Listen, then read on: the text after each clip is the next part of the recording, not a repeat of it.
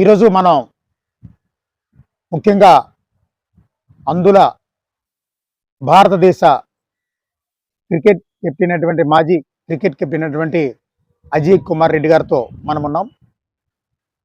ఈ మధ్యకాలంలోనే ఈయనకు క్రికెట్లో ముఖ్యంగా అందుల క్రికెట్లో అర్జున అవార్డు అయితే ఇవ్వడం జరిగింది.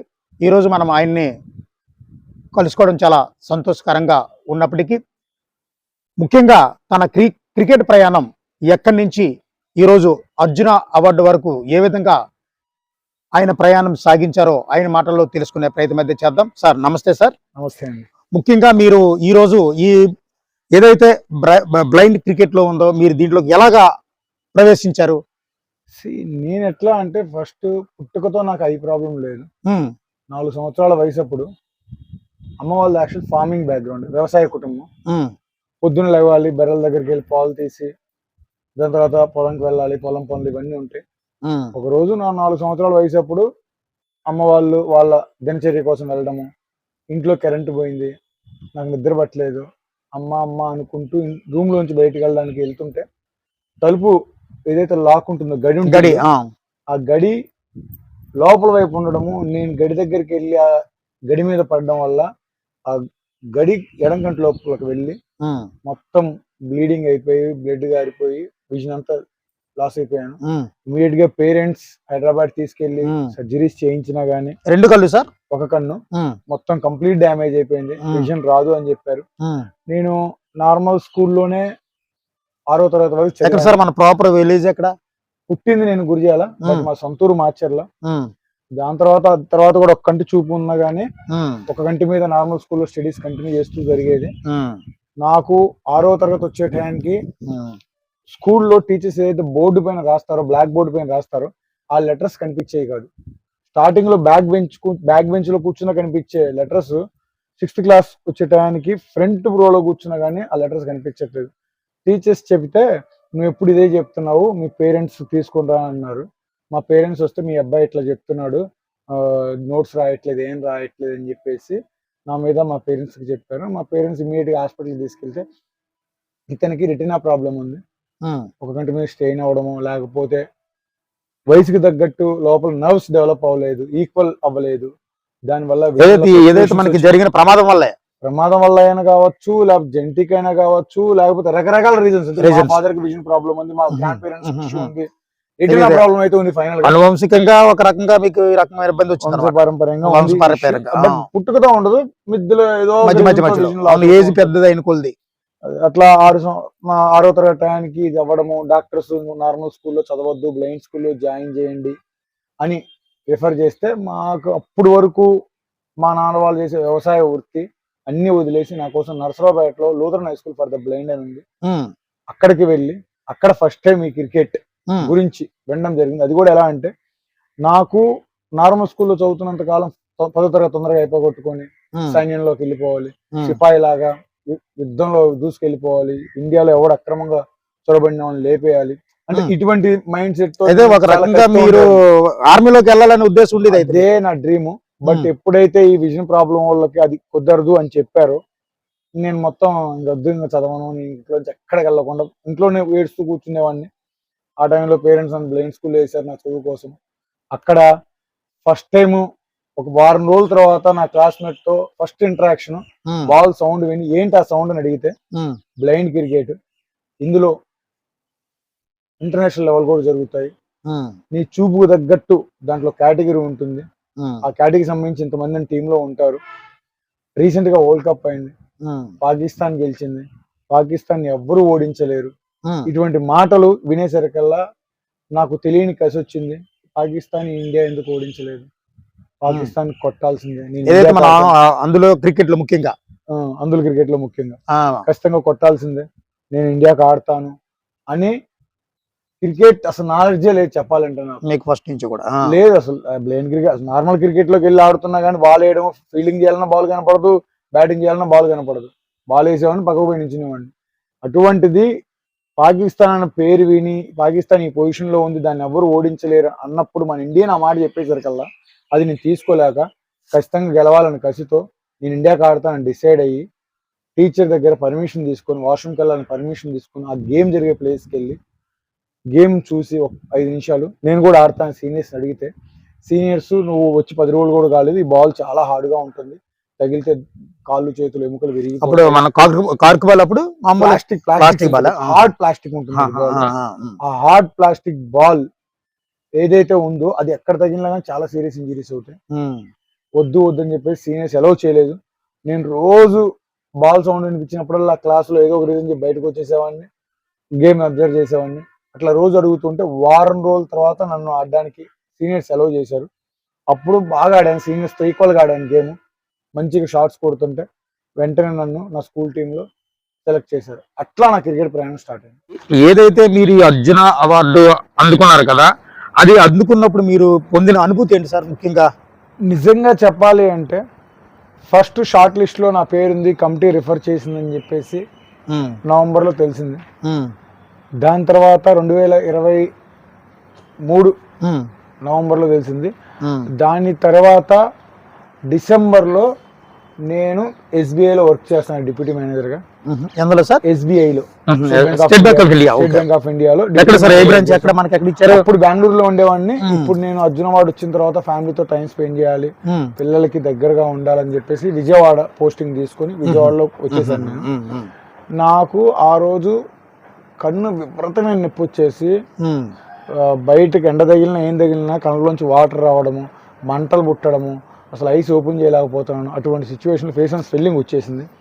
ఇంకా లీవ్ పెట్టి ఇంట్లో పనుకుంటే సాయంత్రం 4 గంటలకి నాకు మా బోర్డు చైర్మన్ మహాంతీష్ గారు అని చెప్పేసి ఆయన ఫోన్ చేసి, అజయ్ కంగ్రాచులేషన్స్ అర్జున అవార్డు వచ్చిందని చెప్పేసి. అంటే నేను అసలు నమ్మలేదు, డ్రీమ్ లాగా అనుకున్నా. మనకి ఎవరు ఇస్తారులే సార్, మనల్ని ఎవరు గుర్తిస్తారులే సార్ ఇట్లా నాకు అనేసరికల్లా దాని తర్వాత 10 నిమిషాల తర్వాత కాల్స్ మొదలైనాయి. కంటిన్యూస్గా ఒక 1000 కాల్స్ పైన వచ్చి ఉంటాయి, వస్తూనే ఉన్నాయి.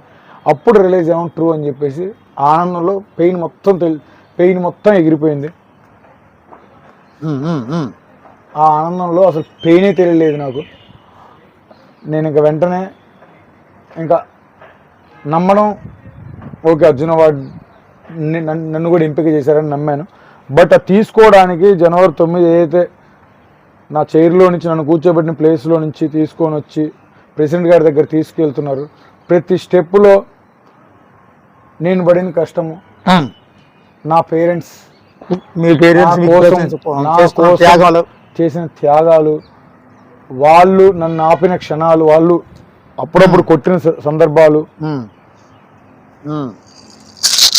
అప్పుడప్పుడు నన్ను కొట్టిన సందర్భాలు, ఎన్నైనా కానీ క్రికెట్ వదిలిపెట్టకుండా ఎన్నో దెబ్బలు తగిలినాయి, కాళ్ళకి సర్జరీలకు వెళ్ళాను, ఫైనాన్షియల్ ప్రాబ్లమ్స్ ఫేస్ చేశాను.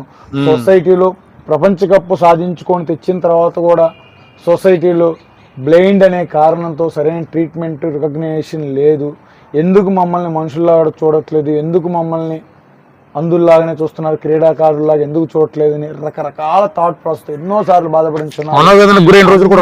మర్చిపోయి ఒక్కసారి ఆ అవార్డు చేతిలో పడంగానే తెలియకుండానే ఫేస్ లో గ్లో ఉంటది కదా. అవును సార్, ఏదో 1000 వాల్ట్లు వెలిగితే ఎలా ఉంటుందో ఆ గ్లో నాకు తెలియకుండానే చాలా హ్యాపీగా ఫీల్ అయ్యాను నేను. డెఫినెట్లీ ఆ క్రెడిట్ అంతా మా బ్లైండ్ క్రికెటర్స్ ది, ఫ్యామిలీస్, నాకు సపోర్ట్ చేసిన నా బ్యాంక్ చాలా మంది ఉన్నారు లైఫ్. ఎందుకంటే ఒక పర్సన్ ఒక దాంట్లో సక్సెస్ అయ్యాడు అంటే అది అతను మేబీ కసి పట్టుదల ఉండొచ్చు, బట్ అతనికి ప్రతి స్టెప్పులో సపోర్ట్ చేసిన వాళ్ళు చాలా మంది ఉంటారు. అట్లా నా లైఫ్లో పేరెంట్స్ తప్పదు, మా association cricket association for the blind India సమర్థనం trust, నా బ్యాంక్ టాప్ అఫీషియల్స్, ఫ్రెండ్స్, ఏ టైంలో పిలిచిన ప్రాక్టీస్కి వచ్చే ఫ్రెండ్స్, నాతో పాటు ఆడిన ప్లేయర్స్, ఫైనాన్షియల్గా సపోర్ట్ చేసిన స్పాన్సర్స్, ఎంతోమంది చేస్తే తప్ప నేను లైఫ్లో సక్సెస్ అవ్వలేకపోయాను. మీరు ఎన్ని సంవత్సరాలు సార్ మన బ్లైండ్ క్రికెట్ కి ప్రాతినిధ్యం వహించారు కెప్టెన్ గా? నేను కెప్టెన్ గా 8 సంవత్సరాలు ఉన్నాను, బట్ ఇండియాకి నేను 14 సంవత్సరాలు ఆడాను. 14 సంవత్సరాలు. ఎప్పుడు నుండి ఎప్పటి వరకు సార్? 2010 నుంచి ఈ రోజు వరకు కూడా ఉన్నాను. 2025 దాకా కూడా ఉన్నాను. బట్ ఏంటంటే ఇంకా నేను ఆగిపోదామని డిసైడ్ అయ్యాను. ఇప్పుడు రేపు నాగేష్ ట్రోఫీకి వెళ్తున్నాము. నాగేష్ ట్రోఫీకి వెళ్ళి అదే లాస్ట్. ఎందుకంటే నా డ్రీమ్ ఒకటి ఉండేది,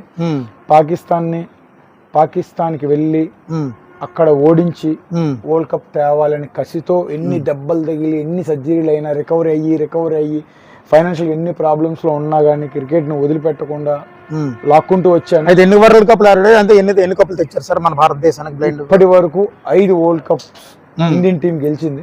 అందులో మీ తరపున దాంట్లో 3 నా కెప్టెన్సీలో, 2 యాజ్ అ వైస్ కెప్టెన్ గా ఉన్నాను. 5 నేను మెంబర్ గా ఉన్నాను. మనం మీరు ఏదైతే అన్నారో పాకిస్తాన్ మీద మనం గెలిచిన వరల్డ్ కప్ మీ హయాంలో గెలిచామా? పాకిస్తాన్ మీద 5 వరల్డ్ కప్స్ మొత్తం జరిగిన 5 వరల్డ్ కప్స్ లో 4 ఫైనల్స్ లో పాకిస్తాన్ మీద గెలిచాం మనమే. బట్ నా డ్రీమ్ ఏముండేదంటే పాకిస్తాన్ వెళ్ళి పాకిస్తాన్ లో కొట్టాలి. మొన్న last year world cup Pakistan లో పెట్టారు. ఎంతో ప్రాక్టీస్ చేశాను, అన్ని వదిలేసి ఫ్యామిలీకి దూరంగా ఉండి ఎంతో ప్రాక్టీస్ చేసాం. కానీ భారతదేశానికి పాకిస్తాన్కి ఉన్న సంబంధాల వల్ల భారత గవర్నమెంట్ మా ప్లేయర్స్ సెక్యూరిటీ మాకు ఇంపార్టెంట్, మేము పంపించలేము అని చెప్పేసింది. అది మనం రెస్పెక్ట్ చేయాలి. ఫస్ట్ మన బీయింగ్ ఇండియన్ అది యాక్సెప్టెడ్. బట్ నా డ్రీము అది అవ్వలేదని, ఇంకెప్పటికీ మోస్ట్లీ జరగకపోవచ్చు. ఎన్ని సంవత్సరాలు ఆడగలుగుతాం, చాలు కొత్త వాళ్ళని ఆడుకోనియండి. నేను చాలు, నా డ్రీమ్ ఎటు కూడా అవ్వదు. But any time second home అంటారు కదా దుబాయ్, షార్జాలో 2018లో పాకిస్తాన్ ఓడించి వరల్డ్ కప్ తెచ్చాం. అది సాటిస్ఫైడ్. బట్ పాకిస్తాన్లో కొట్టుండి చాలా హ్యాపీ ఫీల్ అయ్యాను. అయితే అలాగే సార్, ఇప్పుడు ఏదైతే మన ఈ బ్లైండ్ క్రికెట్ కి సాధారణమైనటువంటి క్రికెట్ కి ఎంత భిన్నంగా ఉంటుంది సార్? అంటే దానికి దీనికి తేడా ఏంటి? ఇది బాల్ చూసారా, ఇది బ్లైండ్ క్రికెట్ బాల్. ఇది ట్రావెల్ చేస్తున్న సేపు సౌండ్ వస్తుంది. ఈ బాల్ మేజర్ చేంజ్. ఇంకొకటి bowling action change. Bowling action ఏంటంటే బౌలింగ్ ఉంటుంది. అండర్ ఆర్మ్ కూడా అంటే ఏముంది, సింపుల్ గా వేస్తారు అనుకుంటాం. దీంట్లో 120, 130 స్పీడ్ వేస్తాం. నేను 125+ వేస్తాను. All rounder, bowler all rounder. Full speed వేస్తాను. దీంట్లో స్పిన్ వేస్తాము, స్వింగ్ వేస్తాము, బౌన్స్ వేస్తాము. అన్ని రకాల వేరియేషన్స్ నార్మల్ క్రికెట్ లో అన్ని ఉంటాయి. బట్ కొన్ని ఆడియో కమ్యూనికేషన్స్ అంటే మనం బాల్ వేసే ముందు బ్యాట్స్మెన్ రెడీగా ఉండడం అంత దూరం కనపడదు కాబట్టి బ్యాట్స్మెన్ ఆర్ యూ రెడీ అంటాడు అని అడుగుతాం. బ్యాట్స్మెన్ రెడీగా ఉంటే ఎస్ అంటాడు. అప్పుడు మన రన్అప్ లో బాల్ వేసేటప్పుడు ప్లే అని బాల్ వేస్తాం. అంటే నో బాల్ అలాగే ఉంటుంది. సెంట్రల్ బౌలింగ్ యాక్షన్ లో 22 యార్డ్స్ పిచ్ ఉంటుందో సెంటర్ లో ఒక లైన్ ఉంటుంది 11 యార్డ్స్. మనం ఎప్పుడు బాల్ రిలీజ్ చేసినా గానీ టువర్డ్స్ బౌలర్ 11 యార్డ్స్ ఈ యువతలే బాల్ రిలీజ్ చేయాలి, కింద నుంచి వెళ్ళాలి. డైరెక్ట్ గా 11 యార్డ్స్ అవతల పడితే నో బాల్. ఓకే. ప్లే కూడా లేట్ గా చెప్పారనుకోండి, బాల్ నువ్వు వదిలేసిన తర్వాత ఎప్పుడుకో ప్లే చెప్పారనుకోండి, ముందలు చెప్పిన లేట్ చెప్పిన అది నో బాల్. అంటే నువ్వు నెగిటివ్ గేమ్ ఆడుతున్నావు. ఎగ్జాక్ట్లీ ఆ టైంలో చెప్తేనే అంటే నేను రిలీజ్ చేస్తే నువ్వు ఫోకస్ అయిన కమ్యూనికేషన్. దీంతో పాటు కేటగిరీస్ ఉంటాయి. B1, B2, B3. అంటే B1 అంటే కంప్లీట్ బ్లైండ్. వాళ్ళు 11 మంది ఆటగాళ్ళు 4 ఉంటారు. B2 అంటే వాళ్ళకి ఒక 2 మీటర్ బాల్ క్లారిటీ కనిపిస్తుంది. దాని తర్వాత బ్లేర్ ఉంటుంది. వాళ్ళు 11లో 3 ఉంటారు. 3 కంటే ఎక్కువ ఉండొచ్చు. B3 అంటే 2 మీటర్ల పైన 6 మీటర్ల లోపు బాల్ క్లారిటీ కనపడుతుంది. వాళ్ళు 4, మాక్సిమం 4. ఈ కాంబినేషన్ తో ప్లేయింగ్ 11 ఉంటుంది. ఏదైతే టోటల్ ఓవర్స్ ఉంటాయో దాంట్లో కంప్లీట్లీ బ్లైండ్ B1 40% బౌలింగ్ వేయాలి. బ్యాటింగ్ లో కూడా B1, B2, B3 ఒక సర్కిల్ సిస్టమ్. B2, B3 ఇద్దరు పార్షియల్ సైటెడ్ బ్యాటింగ్ వెళ్తే వికెట్ పడితే నెక్స్ట్ B1 రావాలి. అక్కడ ఏదైతే బ్యాటింగ్ చేస్తున్నాడో అదే కేటగిరీ చెందిన వేరే బౌలింగ్ చేయాలా? అట్లేం ఉండదు. బౌలింగ్ అనేది టోటల్ 20 ఓవర్స్ లో 8 ఓవర్స్ B1 ఎప్పుడైనా వేసుకోవచ్చు. మిగతా rules same. Total overs divided by 5 bowlers. But 40% compulsory B1 complete చేయాలి. బ్యాటింగ్ లో కూడా అంటే అందరు కనిపించే వాళ్ళు వెళ్తే B1కి అవకాశం రాదు కాబట్టి, వాళ్ళకి అస్సలు కనపడదు కాబట్టి, ఒక B2, B3 కేటగిరీ వెళ్తే వికెట్ పడితే కంపల్సరీ B1 రావాలి. B1కి రన్నర్ ఇస్తారు. బ్యాట్ ద్వారా స్కోర్ చేస్తే 1కి డబుల్ యాడ్ అవుతుంది. అది అడ్వాంటేజ్ B1. బ్యాటర్ గాని రన్నింగ్ చేస్తే బ్యాట్ ద్వారా ఇప్పుడు ముందు బాల్ వస్తుంది, బ్యాట్ ద్వారా కొట్టాము, స్కోర్ చేశారు. అది 1 కొడితే 2, 2 కొడితే 4, 4 కొడితే 8, 6 కొడితే 12. ఇట్లా స్కోర్ కి యాడ్ అవుతుంది. అది అడ్వాంటేజ్. ఎందుకంటే తనకు ఉన్న ఫోకస్ తో అంత ఫోకస్డ్ గా ఆడుతున్నా అంటే అది అడ్వాంటేజ్. అది ఒకటి అడ్వాంటేజ్, అది ఇస్తారు. మిగతా రూల్స్ రన్అట్స్, LBWs, క్యాచెస్ ఇవన్నీ సేమే. బట్ బౌండరీ వచ్చేసి 65-70 యార్డ్స్ ఉండదు. ఎందుకంటే 5-6 మీటర్లు కనపడే వ్యక్తికి అంత దూరం మీటర్లు పెట్టాలంటే కొట్టడం ఈ విషయం కాదు. అంత దూరం పెడితే బాల్ పట్టుకొని ఎక్కడ వేయాలో త్రో తెలియదు యా. మనుషులకు అసలు అర్థం కాదు అందుకని 45 నుంచి 55 మధ్యలో ఉంటుంది. అలాగే సార్ నాకు ఇప్పటికీ అర్థమైన విషయం ఏంటంటే మనం ఇప్పుడు మీరు అన్నట్టు బౌండరీ కొడతారు, కొట్టిన తర్వాత మళ్ళీ అది కీపర్ కానీ యువతల మన బౌలర్ కానీ ఏ రకంగా మళ్ళీ సిగ్నల్ విసురుతారు ఇలా మళ్ళీ త్రో ఎలానే అలా త్రో చేసేప్పుడు ఏం చేస్తారంటే కీపర్ ఉంటాడు హియర్ అని అరుస్తాడు, అంటే ఇటు సౌండ్ ని బట్టి మనం వేస్తాడు. బౌలర్ పార్సల్ బెండ్ ఉన్నారు అనుకోండి, బౌలర్ సైడ్ అండ్ బౌలర్ అరుస్తాడు. ఓకే, అంటే మొత్తం మాక్సిమం ఆడియో శబ్దం మీద ఫోకస్ చేసి శబ్దం ఆడతారు. Okay sir. మాక్సిమం ముఖ్యంగా మీ కెప్టెన్సీలో మీరు సాధించిన ముఖ్యమైన విజయం ఏంటి సార్? అదే చెప్పాను కదా, నా కెప్టెన్సీలో 3 వరల్డ్ కప్ ఇండియా రావడం జరిగింది, ఒక ఏషియా కప్, ఒక సిల్వర్ మెడల్. ఈ 3 వరల్డ్ కప్లలో 2 పాకిస్తాన్ పైన, ఏషియా కప్ ఫైనల్స్ పాకిస్తాన్ పైన. ఇవన్నీ నా కెప్టెన్సీలో పాకిస్తాన్ బీట్ చేయడం. మీరైతే ఈ కేటగిరీలో మీరు అన్నారు కదా B1 B2 నేను నా జర్నీ స్టార్ట్ చేసినప్పుడు B3లో ఆడేవాడిని, విజన్ బాగుండేది. మధ్యలో B2 అంటే ప్రతి ఇంటర్నేషనల్ అప్పుడు మెడికల్ చెకప్ అవుతుంది, మన విజన్ బట్టి మన కేటగిరీ ఇస్తారు. B2లో ఆడాను. దాని తర్వాత మన రీసెంట్ గా ఐ ఇష్యూ అయిపోయి ఉన్న విజన్ అంతా పోయి ఇప్పుడు B1లో ఆడుతున్నాను. ఎక్కడ ఏముంటుందో చూడడానికి నడుచుకుంటూ వెళ్ళిపోతుంటాను, కానీ వాటికి వీటికి గుద్దుకుంటా ఉంటాను నేను. అయితే ఇప్పుడు ముఖ్యంగా అంతర్జాతీయ స్థాయిలో ఇండియన్ బ్లైండ్ క్రికెట్ జట్టుకి మరింత మెరుగుపడేందుకు మీరేమైనా మార్పులు ఏమైనా సలహాలు ఏమైనా ఉండాలనుకుంటున్నారా, సరిపోద్ది అనుకుంటున్నారా? మెరుగుపడే సలహాల కంటే ఆపర్చునిటీస్ రిక్వైర్డ్. నాకు సపోర్ట్ ఈరోజు చూసారు, గురుదేవ చారిటబుల్ ట్రస్ట్ వాళ్ళు ఫోన్ కాల్లో ఆయన రెస్పాండ్ అయ్యి మీకు ఈ 4 రోజులకు కావాల్సిన వసతి భోజనాలు అన్ని మేము చూసుకుంటాం, మీరు గేమ్ మీద ఫోకస్ చేయండి, అటువంటి భరోసా ఆయన ఇచ్చారు. ఏసీఏ వాళ్ళు ఇప్పుడు ముందరకు వచ్చారు, కమిటీని ఫామ్ చేశారు. డిజేబుల్డ్ క్రికెట్ కూడా నార్మల్ క్రికెట్ తో ఈక్వల్ గా మేము ట్రీట్ చేస్తాము రాండి అని చెప్పేసి మాకు సానా సతీష్ బాబు గారు సెక్రటరీ కానీ చిన్ని గారు ప్రెసిడెంట్ గారు కానీ వీళ్ళు భరోసా ఇస్తున్నారు. ఇటువంటి భరోసాసు అందరూ ఇవ్వగలిగితే మేము దేశం పేరుని ఇంకా కొన్ని తరాలు నిలబడ్డానికి ప్రయత్నిస్తాం, ఇంకా మరెన్నో విజయాలు అందిస్తాం. ఓకే సార్, ప్రభుత్వం లేదా ప్రైవేట్ సంస్థల మద్దతు ఈ రంగానికి ఇంకా మీరు అవసరమని భావిస్తున్నారు? 100% కాదు, 1000% రిక్వైర్డ్. అన్న నాకు ఒక్క క్వశ్చన్ అడుగుతాను, క్రికెట్ లో అల్టిమేట్ ఏంటి? క్రికెట్ అల్టిమేట్ టోర్నమెంట్ అంటే ఒలింపిక్స్ లో గోల్డ్ ఎలా? గోల్డ్. క్రికెట్ లో వరల్డ్ కప్ ఈక్వల్ కదా? ఈక్వల్. ఒలింపిక్స్ లో గోల్డ్ మెడల్ తెచ్చిన వాళ్ళకి 7 కోట్లు 8 కోట్లు 10 కోట్లు ఇస్తారు. కంపెనీస్ వాళ్ళు వెనకబడతారు. బ్లైండ్ క్రికెట్ లో 1 కాదు 2 కాదు 3 కాదు 4 కాదు 5 వరల్డ్ కప్లు తెచ్చాం. పాలసీ ప్రకారం వరల్డ్ కప్ గెలిస్తే, అది 4 సంవత్సరాలకు ఒకసారి జరిగే వరల్డ్ కప్ గెలిస్తే మనిషికి 5 లక్షలు. అది ప్రతి సంవత్సరం లేకపోతే ప్రతి నెల జరిగిద్ద టోర్నమెంట్, 4 ఏళ్ళకి ఒకసారి జరిగే టోర్నమెంట్ కి 4 లక్షలు 5 లక్షలు ఇస్తారు. అది ఎంత ఉడుకు న్యాయం చెప్పండి? మళ్ళీ బ్లైండ్ క్రికెటర్స్, ఇప్పుడు రెగ్యులర్ క్రికెటర్ ఎవడో మంచి టోర్నమెంట్ ఆడాడు, ఒక సెంచరీ కొట్టారు, లేకపోతే ఒక ఛాంపియన్షిప్ కొట్టాడు, ఇమీడియట్ గ్రూప్ 1 జాబ్ అంటారు, ఒక 50 లక్షలు ₹1 కోటి అంటారు. ఆ వ్యత్యాసం ఎందుకు చూపిస్తారు? అంటే మేము ఆడేది ఆట కాదా? ఇది క్రికెట్. అసలు ఒక రకంగా చెప్పాలంటే మీరు ఆడుతున్న ఒక రకంగా ఆట, అన్ని ఉండి మేము సాధించడం చాలా మంది ఉన్నారు. మాకు ఎక్కువ చేయాల్సిన అవసరం లేదు, వాళ్ళతో ఈక్వల్ గా ట్రీట్ చేయకపోయినా పర్లేదు, కానీ మరీ అసలు గుర్తించకుండా ఇగ్నోర్ చేయడం రైట్ కాదు.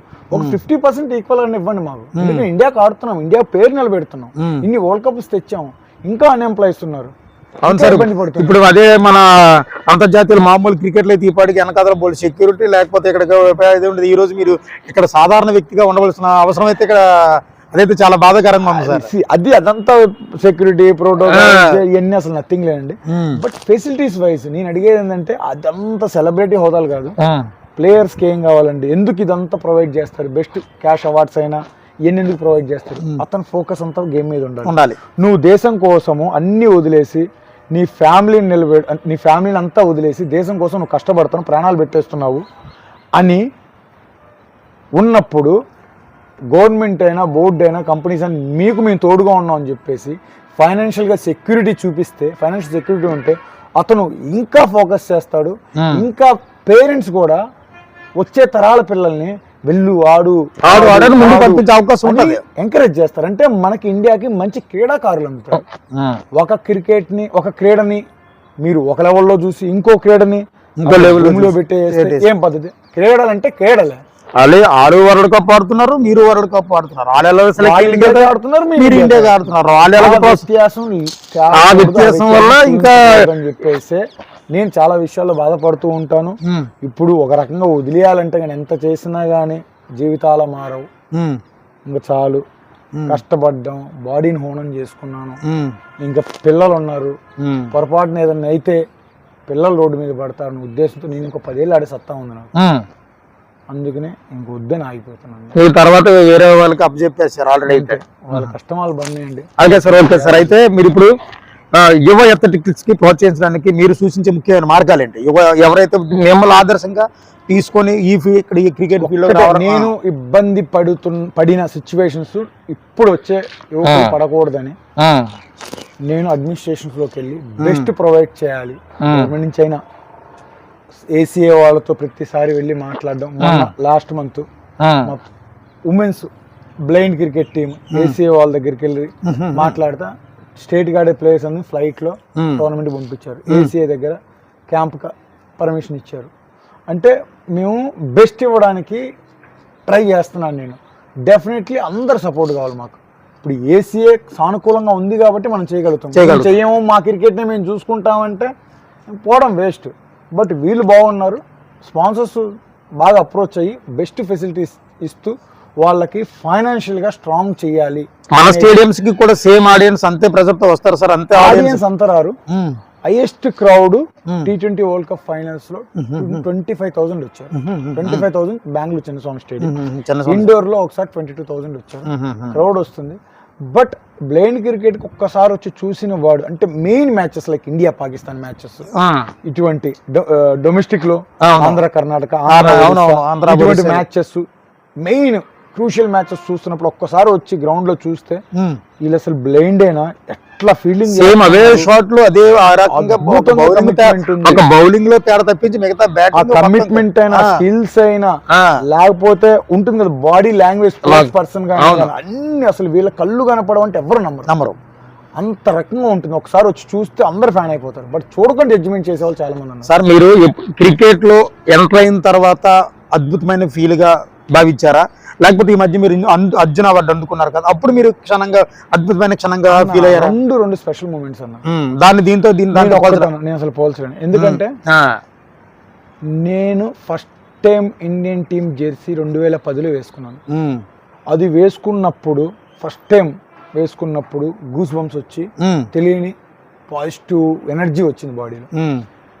నేను ఇప్పటికీ ఇండియన్ టీమ్ జెర్సీ వేస్తున్నాను, అదే ఫీలింగ్ క్యారీ చేస్తున్నాను. అంటే I use to feel proud, గర్వంగా ఫీల్ అవుతాను. నేను నా దేశంకి కష్టపడతాను, నేను చేస్తాను ఏదో. అంటే సొసైటీలో అందులు ఏం చేయలేరు, వికలాంగులు ఏం చేయలేరు, రకరకాల మాట్లాడతారు. ఎందుకంటే నేను కూడా అవన్నీ ఫీల్ అయ్యాను. నాకు ఒక చిన్న డౌట్, అందులో క్రికెట్ వేరు, మళ్ళీ వికలాంగులు క్రికెట్ వేరా? స్టాండింగ్ ఉంటుంది. స్టాండింగ్ ఇప్పుడు వీల్ చైర్ వాళ్ళు ఆడతారు, డెఫ్ అండ్ డెమ్ వాళ్ళు ఆడతారు. మళ్ళీ కర్రలతో చిన్న చిన్న లెగ్స్ బోన్స్. అయితే మీతో పాటు సేమ్ వీళ్ళందరూ కూడా సేమ్ మీలాంటి బాధలు ఎదుర్కొంటున్నారు. ఒక రకంగా చెప్పాలంటే సొసైటీలో యాక్సెప్టెన్సీ లేదు, మమ్మల్ని క్రీడాకారులా గుర్తించట్లేదు చాలా వరకు. అది గుర్తించి ఇప్పుడు మహిళల క్రికెట్ ఉంది, ఎన్ని సంవత్సరాలు వాళ్ళు చిన్న చూపుతో చూసారు. ఇప్పుడు ఈక్వల్ ఆపర్చునిటీ. ఇప్పుడు గవర్నమెంట్ కూడా ఎవరైనా చెప్పేది పర్సన్ విత్ డిజబిలిటీస్ కూడా ఈక్వల్ ఆపర్చునిటీస్ ఇవ్వండి. అది నా సైడ్ నుంచి నేను అందరి దగ్గరికి అప్రోచ్ చేసి బెస్ట్ ఇవ్వడం కోసము మేనేజ్మెంట్ సైడ్ ఇచ్చేసి ఫ్యూచర్ గురించి థింక్ చేసింది. ఇప్పుడు 1983 వరల్డ్ కప్ గెలిచిన తర్వాత కూడా మన Indians cricket world cup win అయిందో వాళ్ళకి ఎన్ని సంవత్సరాల తర్వాత గుర్తింపు వచ్చింది? గెలిచారు, ఒక 6 రోజులు 10 రోజులు అందరు మాట్లాడుకున్నారు. దాని తర్వాత 2003 నుంచి చేంజ్ స్టార్ట్ అయింది నార్మల్ క్రికెట్ కొన్ని సంవత్సరాల తర్వాత. అదేవిధంగా బ్లైండ్ క్రికెట్ ఒక రకంగా మన తర్వాత దీని మీద తర్వాత జనరేషన్ చూస్తుందేమో. అయితే అంతే 100% తర్వాత జనరేషన్ కోసం మనం కష్టపడడానికి సిద్ధమయ్యాను. నాతో పాటు స్టాండింగ్ క్రికెట్ సూర్యనారాయణ గారు ఒకతను ఉన్నాడు, మళ్ళీ వీల్ చైర్ లో సుబ్బారావు గారు అని చెప్పేసి మీ ముగ్గురు డిఫరెంట్ లేబుల్ క్రికెట్ కమిటీ అని ఏసీఐ ఫామ్ చేసిన దాంట్లో మేము ఉన్నాము. ప్రతిసారి మాది కావాల్సిన రిక్వైర్మెంట్ ఏసీఐ దగ్గర తీసుకెళ్ళడం, వాళ్ళు సానుకూలంగా స్పందిస్తున్నారు. చాలా హ్యాపీ దానికి. ఓకే సార్, అయితే మన ఈ క్రికెట్ కాకుండా మీకు ఇంకా ఆసక్తి ఉన్న రంగం ఏదైనా ఉందా? నాకు చెస్ బాగా ఆడతాను. చెస్ బాగా ఆడతారా? ఆడతాను, బట్ దాని మీద ఇంట్రెస్ట్ లేదు. బట్ పిల్లలతో ఇప్పుడు నాకు ఇద్దరు అది పిల్లలు. మరి చెస్ ఆడాలంటే మనకి బొమ్మలు కనబడాలి కదండి. చెస్ బ్లైండ్స్ Blinds కూడా ఉందా? White coins, white coins, white కి పైన డాట్, బ్లాక్ కి ప్లేన్, బోర్డు కూడా అప్ అండ్ డౌన్స్ ఉంటాయండి. అవన్నీ ఆడతాను. అవి ఆడేవాడిని అప్పట్లో సౌత్ జోన్ ప్లేయర్స్ బీట్ చేసేవాడిని. బట్ ఎప్పుడు నేను దాని మీద పెద్ద ఇంట్రెస్ట్ చూపించలేదు. బట్ క్రికెట్ ని ఇష్టంగా ఎంజాయ్ చేస్తూ ఆడాను. దాంట్లో ఏదో ఒకటి చేశాను. దానికి తగ్గట్టు అర్జున్ అవార్డు తీసుకోవడం అదొక గుర్తింపు. ఇండియాలో ఈడు కూడా స్పోర్ట్స్ పర్సన్, బ్లైండ్ క్రికెట్ అంటే నాకు గుర్తింపు అని అనట్లేదు కానీ బ్లైండ్ క్రికెట్ గుర్తింపు ఇచ్చారు. ఓకే సార్, అయితే ఇప్పుడు మనం ఈ ఏరియాకి వస్తున్నాం కదా, ఏదైతే విజయనగరం జిల్లా శృంగవరపుకోటకి ఇవతల పెందుర్తి నియోజకవర్గానికి మధ్యలో ఉన్నటువంటి ఏదైతే గురుదేవ చారిటబుల్ ట్రస్ట్ ఉందో దాంతో మీకు కనెక్షన్ ఏ విధంగా ఏర్పడింది సార్? గురుదేవ చారిటబుల్ ట్రస్ట్ వాళ్ళతో 2018లో జగదీష్ బాబు గారు బీచ్ రోడ్ లో పొద్దున్న వాకింగ్ చేస్తారు కదా, ఆ ఏరియాలో ఒక వాకథాన్ కండక్ట్ చేశారు. దానికి ఆ టైంలో నేను కెప్టెన్గా ఉన్నాను. నన్ను గెస్ట్ గా పిలవడం, అట్లా కనెక్షన్ స్టార్ట్ అయింది. దాని తర్వాత మళ్ళీ నాగేష్ ట్రోఫీ ఏదైతే మేము రేపు ఆడడానికి వెళ్తున్నాం, ఎక్కడ ఆడుతున్నాం సార్ నాగేష్ ట్రోఫీ? ఇప్పుడు బెంగళూరులో మ్యాచెస్ 3వ తారీఖు నుంచి 7వ తారీఖు వరకు 8 టీమ్స్ అన్ని నాకౌట్ అయిపోయి ఓన్లీ 8 టీమ్స్ క్వాలిఫై అయ్యాయి. వాటి గురించి వెళ్తున్నాము. 2018లోనే మళ్ళీ గురుదేవ చారిటబుల్ ట్రస్ట్ వాళ్ళతో క్రికెట్ కండక్ట్ చేద్దామని జగదీష్ బాబు గారి ఇంట్రెస్ట్తో మమ్మల్ని అప్రోచ్ అయితే, సరే సార్ ఒక 4 స్టేట్లు వస్తాయి, మనం ఈవెంట్ తీసుకుందాము, మీరు సపోర్ట్ చేయండి అంటే ఆయన పోస్ట్ గ్రౌండ్ లో మ్యాచ్లు పెట్టించారు 2 రోజులు. అట్లా అది స్టార్ట్ అయింది. దాని తర్వాత ACL గ్రౌండ్స్ అవైలబుల్ లేకపోవడం వల్ల ఇక్కడ సబ్బవరంలో గ్రౌండ్ ఉంది, అక్కడ గ్రౌండ్ తో మాట్లాడుతూ వాళ్ళు మన ఇక్కడ ఉన్న ఈ సబ్బవరం పెద్ద సబ్బవరం. అవును సార్, అక్కడే. దాని తర్వాత ఫుడ్ అకామిడేషన్ కావాలని ఫస్ట్ ఫుడ్డే అడిగాను జగదీష్ బాబు గారిని. ఫుడ్ ఏంటంటే మన ప్లేస్కి అకామిడేషన్ కూడా ఇద్దాం, ట్రాన్స్పోర్టేషన్ నేనే చూసుకుంటాను, మీకు ఏం కావాలో చెప్పండి, మీరు గేమ్ మీద ఫోకస్ చేయండి, మన సంస్థ ఎప్పుడూ ఉందని అని చెప్పేసి ఆయన భరోసా ఇవ్వడము. దాని తగ్గట్టు 4 రోజుల నుంచి మమ్మల్ని బాగా చూసుకున్నారు.